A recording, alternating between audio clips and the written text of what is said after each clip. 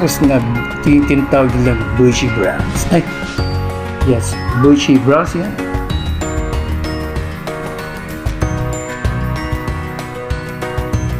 Attached by Miko. Who touches yours? So guys, yan yung designer kong pamangkin, yung gusto nyong pa-make up na as well as magpagawa na rin ng mga gowns.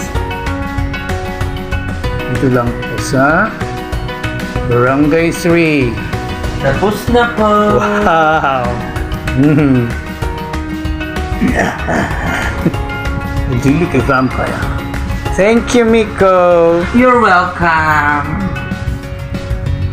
Hindi ko.